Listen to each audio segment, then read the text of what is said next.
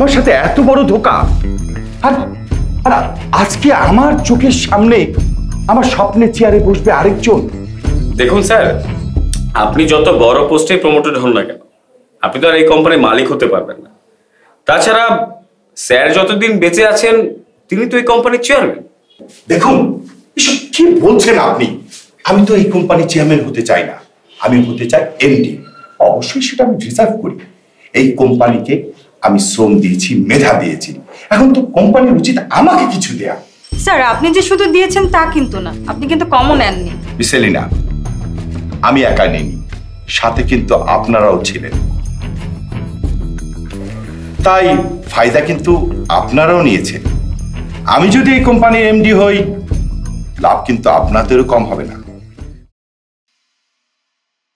দেখুন, বাবার শরীর অবস্থা খারাপ না হলে দেশে আসার কোনো কারণই ছিল না। আর এখন যখন দেশে এসেই পড়েছি, আগামীকাল থেকে আমার কোম্পানির সকল দায়িত্ব আমি বুঝে নিতে চাচ্ছি। জি sir.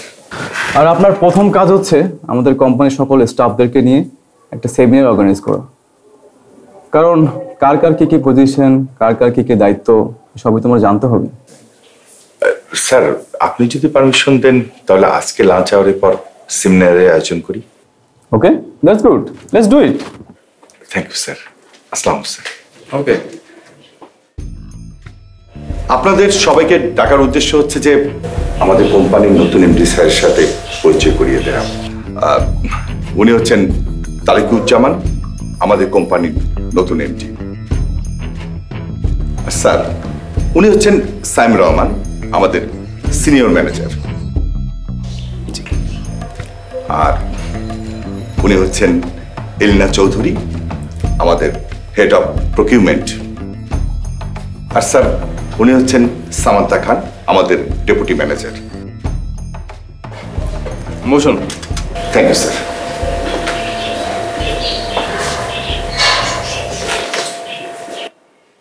Nice to meet you all. আপনারা হয়তো ইতিমধ্যে জেনে গেছেন যে আমি এত বছর দেশের বাইরে ছিলাম, তাই আপনারা কেউ আমাকে চিনেন না, আর না চেনাটাই স্বাভাবিক। আর যেহেতু আমি এখন চলেই এসেছি, তা আমি চাচ্ছি যে আপনারা সবাই আমার সাথে কাঁধে কাঁধ মিলিয়ে আমরা কোম্পানিটাকে একটা বড় একটা পজিশনে নিয়ে যাব। অবশ্যই স্যার। আমি খোঁজ নিয়ে জানতে পারলাম গত 6 মাসে আমাদের কোম্পানির অবস্থা খুবই খারাপ, কোম্পানি লোকসানের মধ্যে আছে। তাছাড়া গত 2 বছরে কোম্পানির যে বিজনেস টার্নওভার সেটা অন্য বছরের তুলনায় অনেক কম।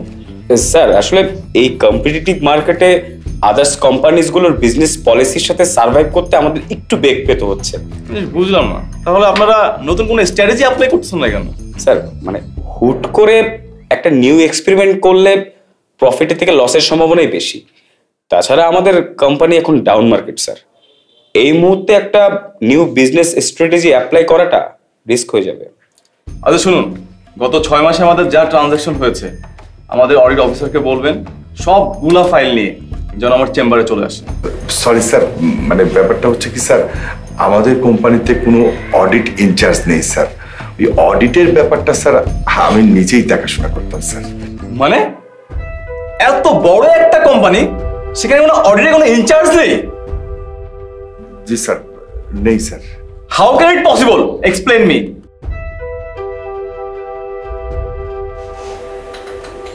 Sorry sir.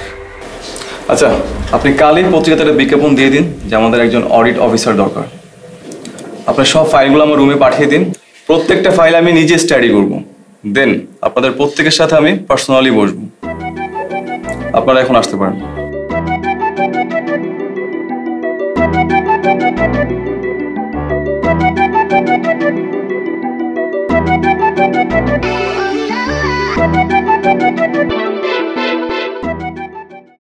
স্যার, আমরা তো এবার ফেঁসে যাব মনে হচ্ছে। আপনি এত ভয় পাচ্ছেন কেন? এমডি স্যার তো ফাইল চেয়ে পাঠিয়েছেন। একটা কোম্পানি আর্থিক লেনদেনের ফাইল কোনো ফাইভের বাংলা বই না যে পড়লাম আর সবকিছু বুঝে ফেললাম। কিন্তু এমডি স্যার তো বাহির থেকে এমবিএ করা, তার কি খুব বুঝতে অসুবিধা হওয়ার কথা? শুনুন মিস সেলিনা, পুস্তকের বিদ্যা দিয়ে কিন্তু কোম্পানি চলে না। বই পড়ার নলেজ আর বাস্তবের ফাইলের মধ্যে বিস্তর ফারাক। আমাদের 6 মাসে পুরাতন ফাইল পড়তে স্যারের মিনিমাম 6 সপ্তাহ লাগবে। মাথায় এত ধৈর্য কি তার আছে? উনি ফাইল করবেন নাকি কোম্পানি সামলাবেন, কোনটা? স্যার তো বলেছেন নতুন অডিট অফিসার নিয়োগ দিবে। এটাই আমাদের শেষ ভরসা। এই জায়গাটায় যদি আমাদের পরিচিত কাউকে আমরা নিয়োগ দিতে পারি তাহলে তো আমরা সেফ জোনে চলে যাব, কি বলেন? জি স্যার। ঠিক আছে, আমি বিষয়টা নিয়ে চিন্তা ভাবনা করছি, আপনি এখন আসতে পারেন।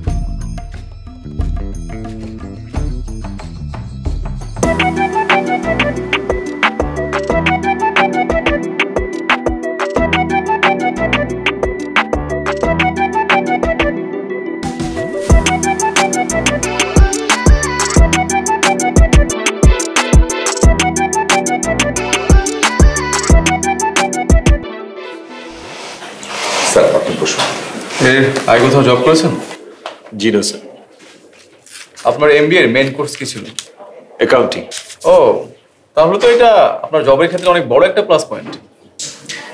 I will try my best sir. Sir, উনার তো কাজে কোনো পূর্ব অভিজ্ঞতা নেই, আমরা তো অভিজ্ঞ কাউকে খুঁজছিলাম। আসলে স্যার আমার গ্র্যাজুয়েশন শেষ হয়েছে মাত্র 2 মাস হলো, আমি একদমই নিউ কামার, সো অভিজ্ঞতা তো আসলে একদমই পরের বিষয়। এইটা আমার প্রথম জব অ্যাপ্লাই। আমি অবশ্য অভিজ্ঞতার থেকে নতুনদের একটু বেশি প্রাধান্য দিই। আমার কাছে মনে হয় নতুন মানেই নতুনত্ব, সৃষ্টিশীলতা। আচ্ছা, যাই হোক, আমরা আপনাকে নেক্সট টাইম কল করে জানিয়ে দিব। জি স্যার। ফাইলটা দিয়ে দিই। হ্যাঁ, ঠিক আছে। আর কেউ কি বাকি আছে? না স্যার, লিস্ট অনুযায়ী সবাই চলে এসছে স্যার, আর কেউ নেই বাকি। আপনি মেজবা সাহেবের নামে একটা অ্যাপয়েন্টমেন্ট টাইপ করে উনিকে মেল করে দিন। আমার মতে উনি selected.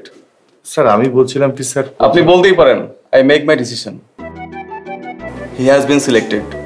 Just call him to join his own post.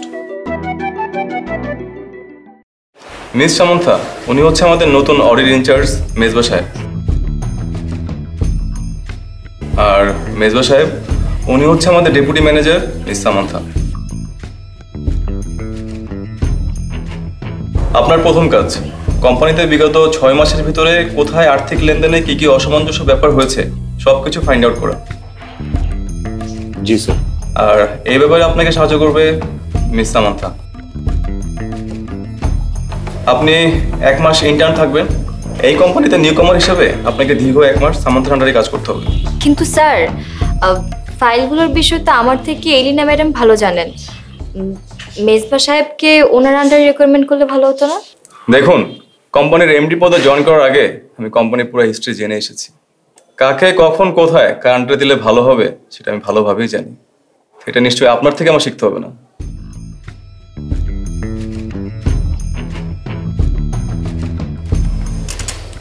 You may go now.